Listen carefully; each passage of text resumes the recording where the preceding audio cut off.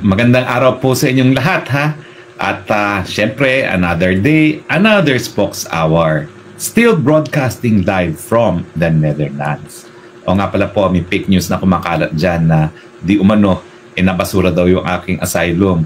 How they wish, kasi alam ko gustong-gusto nila ng mga Bangag Incorporated na makita ko na humahalik sa rehas para sa krimen na hindi ko namang ginawa. Well, sorry na lang kayo, hindi po yan mangyayari.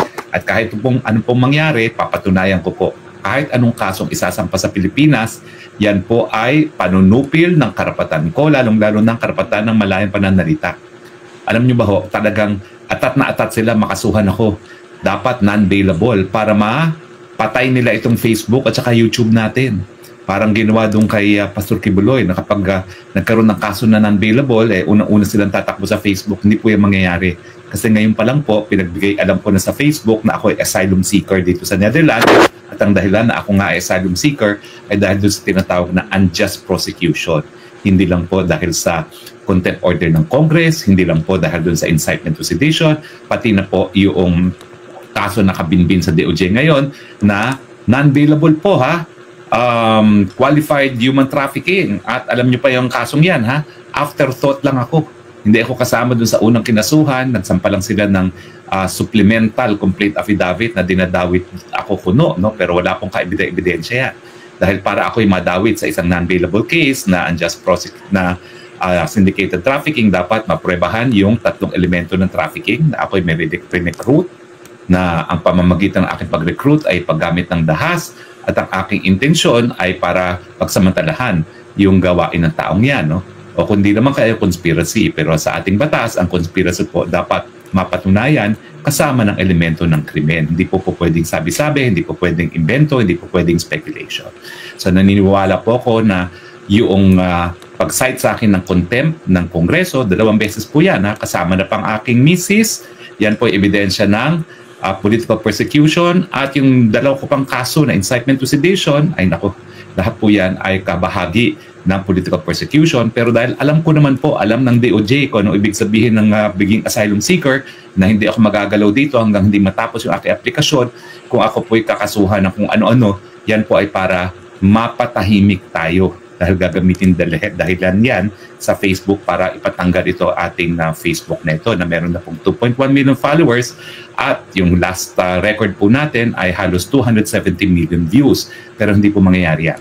Dahil ako naman po ay kakilala ng Facebook. Matagal na po akong nagbibigay depensa sa mga vloggers na nasa Facebook, na nasa Google, sa Burma, sa Vietnam, sa Malaysia. At alam po nila na matagal na po akong isinusulong ang karapatan ng malayang pananalita. So hindi po sila magtatagumpay sa kanilang maitim na balak na patahimikin ang Spokes Hour. Lalong pilitin na patahimikin na pasupilin ng Spokes Hour, lalo po tayong magsasalita dito sa Spokes Hour.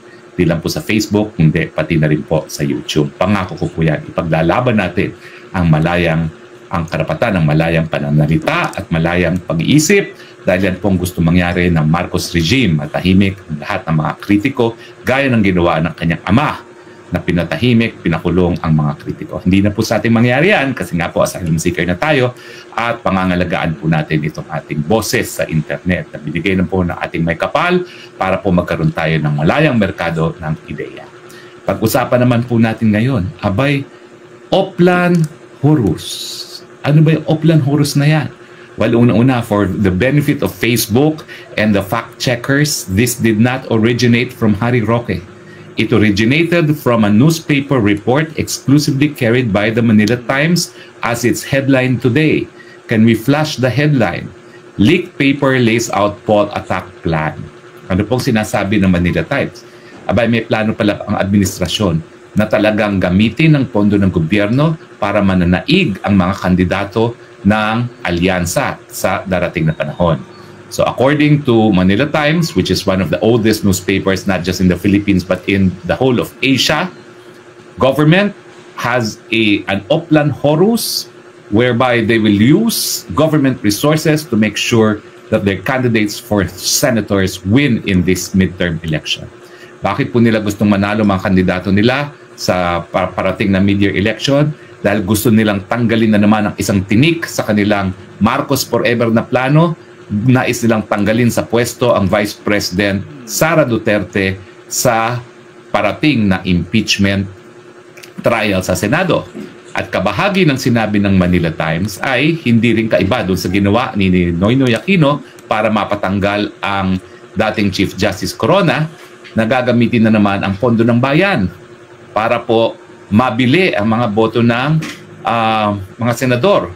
Tayo po nagsampa ng kaso, kaya po napawalang bisa ng Korte Suprema yung Disbursement Acceleration Plan na naging pondo na binigay ng Aquino government sa mga senador para bumoto sa impeachment ni Corona.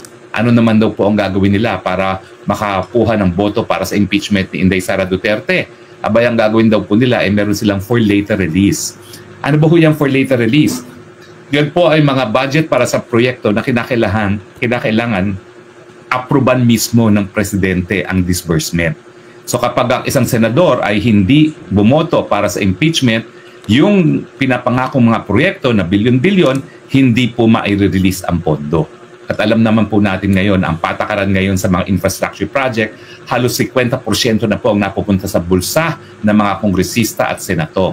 So kung magbibigay sila, gaya ng gustong ibigay dati sa mga senador, no, na 4 na bilyon ata yun, no, dun sa Disbursement Acceleration Plan, abay malinis po yan, 2 billion pupunta sa mga bulsa ng mga senatong na boboto para sa impeachment. No. Yan po ang nakabahagi dito sa oplan na ito sang-ayon sa Manila Times. Bukod pa sa paggamit ng FLR or for later release sa budget process para bilhin ang boto ng mga senatong, syempre nandyan yung paggamit ng government resources para nga manalo mga kandidato na administrasyon.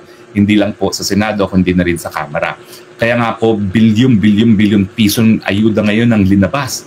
Halos lahat po ng ayuda na nasa 2025 budget ay nailabas na po in time for election.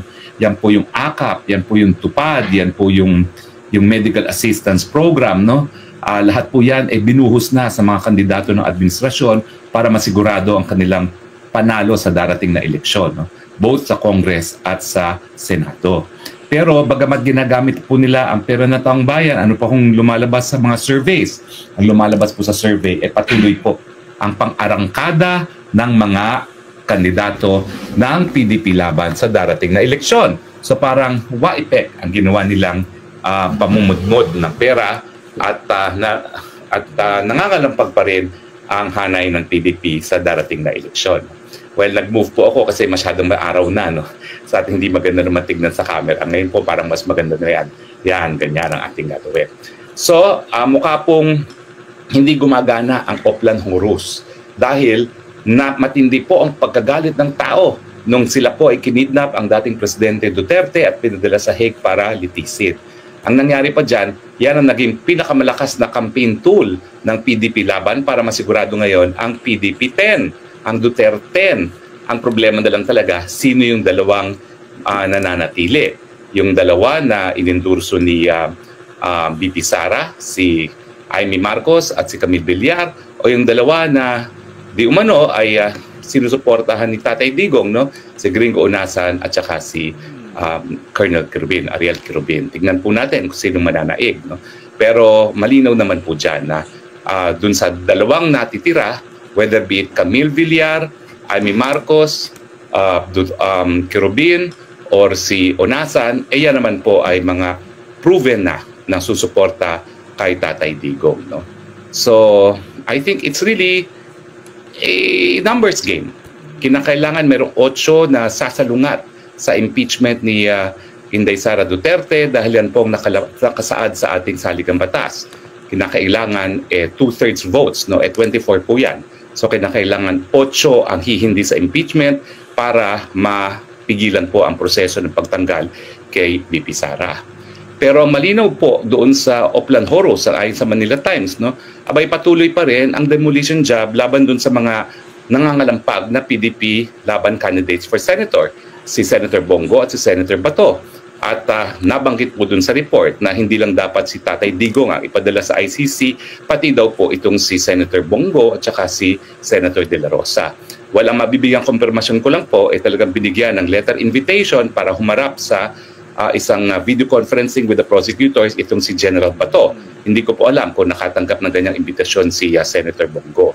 So ang most likely na susunod na kikidnapin nila at padadala sa dahig ay itong si Senator Bato. Kaya naman po naintindihan ko ang BP Sara kung bakit gusto niyang iboto na rin ang mangga na si Amy Marcos at si Camille. Kasi nga po, kung magtagumpay sila na mapadala sa dahig itong si General Bato, di bawas na naman ang isa boto na tatanggi dito sa plano ng impeachment, no? At saka, siyempre, numbers game, kinakailangan mo ng at least 8. Kung 3 yung sigurado natin dati, Bongo, Bato at Robin Padilla, mawawala pa yung 1 o 2. Isa na lang ang siguradong boto natin. Sino pa yung 7 na maaasahan ni BP Sara? So at least kahit papano, nandyan si Amy Marcos, nandyan si Camille Villar, meron ng 3. Kasi si Robin Padilla naman, walang possibility na mapadala sa ICC. So titignan na lang natin kung paano yung mga bobotong mga independyente, no? Gaya ni Senator, ano pangalan nito? Senator si GIL Naco Villanueva. Paano boboto yan? Siyempre, Alan Peter Cayetano, si Pia Cayetano, sana naman po ayan ay boboto. Pero 6 pa lang po yan, no? Hindi natin alam kung paano pa boboto yung iba. Kaya talaga naman pong lahat ay dapat gawin natin para pumasok ang Duterte. Dahil yan po talaga ang best insurance natin na hindi matatanggal ang ating Vice President sa kanyang katungkulan. In any case, malaki naman po ngayon ang pag-asa nitong si Philip Salvador, Marcoleta at saka itong Jimmy Bondoc, no, na talagang pumapasok, no. Ang Marcoleta po, wag po natin i-discount yan. Dahil ang Marcoleta po ay isang iglesia, no. At inaasahan natin na bibigay ng todo suporta ang iglesia para kay Congressman Marcoleta, no. At ang balita ko nga is yung mga humihingi ng endorso sa Iglesia ni Cristo, kinakailangan suportahan nila si Marcoleta dahil si Marcoleta naman talaga ay kabahagi ng hanay na Iglesia ni Cristo. So bakit nga namang susuporta ang mga iglesia members kung hindi naman susuportahan ng politikong lokal ang kanilang kandidato para sa Senado? So sana po siguraduhin natin na makapasok man lang itong si Marcoleta, Congressman Marcoleta bilang senador. At si Philip Salvador naman po, dahil artista, hindi na niya kinakailangan ng tulong ko. Sigurado na po siguro yan papasok, lalong-lalo na nandyan na nga po yung tinatawag nilang tidal wave na ginawa ng administrasyon para manalo ang Duterte. At si Jimmy Bondoc, surprisingly po, dahil yan ay bagito sa politika, may posibilidad rin pong manalo. No? So sabihin na natin na 4 ang sigurado ng manalo, matagal pa naman po eleksyon. O pwede pa natin habulin yan para yung natitira pang 6 ay makapasok din. Kasi kung makapasok yung 10 at meron na tayong 3 doon sa Kongreso, safe na po si Inday Sara sa impeachment trial. Hindi na po siya mapapatanggal. At yan naman po, according to Operation Horus, ay kabahagi talaga ng plano nila. Now, nakasaad din doon sa Operation Horus na talagang pupulbusin ang mga Duterte kasama kanilang mga alyado. Bagamat ako po hindi ng pangalanan, alam naman natin na matapos na ipakulong nila si Pastor Kibuloy, ako'y sinunod. No? Ako po'y kinulong na 1 araw at hindi po nagtagal. Ako'y inanoon nila, sinight in contempt uli ng Quad Committee. At nung siguro matapos na ako'y nawala na sa bansa, napansin ng DOJ na hindi talaga ako mapapabalik sa bansa na walang kasong kriminal, abay hinabol yung kaso ng qualified trafficking. Yung kaso po nila sa qualified trafficking sa original complaint affidavit, hindi po ako kasama ha. Kaya nga po kaduda-duda na bigla akong sinama sa supplemental filing nila for qualified trafficking at ang bababaw ng ebidensya. Kung yan po ay magiging basihan para sa pahanap ko ng kaso, malinaw na malinaw po yan dito sa aking kaso ng asylum, no? Na talagang yan ay ang tinatawag po dyan is unjust prosecution dahil wala po talagang kaebidensya. Bukod dun sa isang papel na wala namang pumirma na ako daw po ay legal ng Lucky South 99. Sa katunayan po, hindi po sapat na rason yan. Sabihin na natin totoo, pero hindi po yan totoo. Ang aking kliyente ay nagpapaupa lang sa Lucky South 99. Pero sabihin natin totoo yan, hindi po krimen maging abogado. In fact, ang mga abogado, sinisigurado na ayon sa batas ang operasyon ng kanilang mga kliyente at kapag merong ang krimen na alam nila na nagaganap, doon lang sila magkakaroon ng pananagutan na hindi naman po nila napatunayan sa kaso ko dahil wala naman silang kahit anong pruweba na minalalaman na kung illegal na nangyayari sa operasyon ng isang kumpanya na hindi ko po kliyente hanggang ngayon po. Talagang pinaninindigan, never ko pong naging kliyente ang Lucky South 99. Ang lahat po ng pleadings na naisampa ko sa MTC, sa Pampanga, sa RTC, Pampanga at sa Court of Appeals, linagdaan ko po yan bilang abogado ng Whirlwind Corporation at hindi ng Lucky South 99. So yan po ay prueba kung sino talaga ang kliyente ko, hindi po Lucky South 99 na nakabinbin sa hukuman.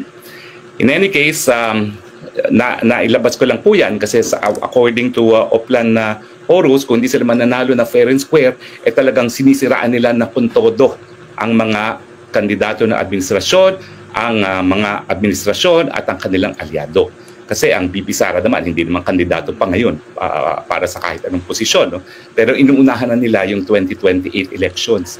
Kasi naniniwala sila, and this is wrong, na kapag natanggal ngayon si BP Sara, hindi na siya makakatakbo sa 2028. Ang aking paninindigan po, walang kasama accessory penalty ang impeachment kung hindi ang pagkakatanggal sa pwesto. Bakit po? Kasi yung disqualification from office, may batas po yan. At ang accessory penalty, nakasaad po yan sa revised penal code. Pero ang trial naman by virtue of an impeachment, hindi po yan sakop ng revised penal code. So saan po manggagaling yung accessory penalty ng disqualification from public office? Wala naman pong nakasaad na ganyan sa rules ng impeachment o di naman kaya doon sa provision ng impeachment, no? Sa ating saligang batas. So, I could be wrong, I could check that, pero yan po yung aking last recollection. Dahil matagal-tagal na rin ako hindi nagtuturo, no? So I will have to check. Pero ang aking recollection po, kinakailangan merong batas na nagpo-provide for the accessory penalty of disqualification from public office. Na wala naman po sa ngayon, no? So sabihin na natin magtagumpay silang matanggal ang BP Sara, which is remote, dahil iboboto natin ang PDP 10, ay hindi po yan sagabal sa pagtakbo ng ating VP Sara bilang presidente sa 2028. Ang tanong, paabutin pa ba natin hanggang 2028? Meron namang kapangyarihan ang sambayan ng Pilipino magsisante ng presidente. Nako, sinasabi nga ni Vice President Sara, baka wala ng Pilipinas sa 2028 kung tayo mag-aantay pa ng 2028. Maghusga na po tayo, hindi po yung krimen. That's not incitement to sedition dahil ang sinasabi ko, 2 beses na po naghusga taong bayan na sipain ang mga walang kwentang mga namumuno sa ating bayan. So, kung mangyayari po yan, pangatlong beses, yan po ay nakasaad na sa ating 1987 Constitution. Bahagi po yan ng kapangyarihan ng taong bayan bilang tunay na soberenya sa ating lipunan. Bago po ako magtapos, inuulit ko po ang aking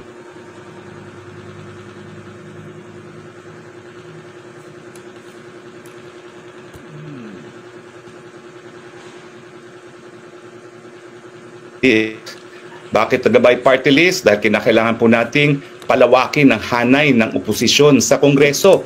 Hindi naman po pwede na lulustayin nila ang pondo ng taong bayan sa mga ayuda at mga proyekto na pinagkakakitaan ng mga kongresista at mga senatong, ng mga congressman. Kinakailangan po magkaroon tayo ng masigla at tunay na minorya dyan sa Kamara de Representante at mangyayari lang po yan kung mananalo ang mga party list na nasa hanay ng Pro Duterte camp. At ang gabay party list po, dahil iniinduso ko po, nangunguna po talaga yan na magiging tapat sa agenda ng tunay na demokrasya sa ilalim ni Vice President Sara Duterte. Huwag na po kayong bumoto sa mga kongresistang pumirma ng impeachment complaint. At kung may party list po na pumirma ng impeachment complaint, burahin nyo na po yan. Sigurado po ako ang gabay party list dahil ito po ay bago, hindi po yan pumirma sa impeachment complaint. At ang gabay party list, ulitin ko po, sisiguraduhin na mabuhay ang demokrasya sa Kamara de Representante, hindi po magiging rubber stamp, hindi po magiging tautauhan, maninindigan po yan para sa kabutihan ng bayan, susuporta kay Vice President Duterte at sa demokrasya. Gabay party list po, 139 sa balota. So maraming salamat po sa inyong patuloy na pagtangkilik. Ang aking huling hihingin sa inyo, biguin po natin itong oplan nila. Panalunin po natin ang Duterte 10, ang ating Gabay Party List 139, tambakan po natin sila sa resulta ng Duterte 10 at kung sino man dun sa 4 na nabanggit, Amy Marcos, Camille Villar, Marcoleta or Kirubin, boto po nyo 2 dyan sa 4 na yan para masigurado tayo na mabibigo ang kanilang oplan. Maraming salamat po sa inyong patuloy pagtangkilik. Ito po yung Spokes sa Bayan nagsasabi, I love you Philippines, the only country that I have. You're the only country that